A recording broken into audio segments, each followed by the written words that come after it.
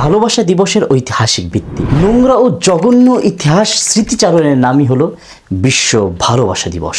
যীশু খ্রিস্টের জন্মের ৪র্থ শতক পূর্বে পৈত্তলিকরা জমির উর্বরতার জন্য তারা একটা দেবতাকে মানত এবং তাকে ঘিরে তারা একটা অনুষ্ঠানও করত। যে অনুষ্ঠানের মূল কর্মসূচি ছিল লটারির মাধ্যমে যুবতীদেরকে যুবকদের কাছে ভাগ করে দেওয়া এবং ওই যুবতীকে একটা যুবক ১ বছর ভোগ করা। জাহিলিয়াত কি শুধুমাত্র এতটুকুতেই সীমাবদ্ধ ছিল? নয়, বরং তারা ওদিনকার ওই দেবতার নামে পশু জবাই করে সেই পশুর চামড়া সেই যুবতীর গায়ে মুড়িয়ে দিত এবং কুকুরের রক্তে রঞ্জিত একটা চাবুক দিয়ে তাকে প্রহার করত। তারা মনে করত এর মাধ্যমে সেই মেয়েটা সন্তান সম্ভবা হবে এবং গর্ভধারণের উপযুক্ত হবে। আর এটাকে তারা ১৪ই ফেব্রুয়ারি পালন করত।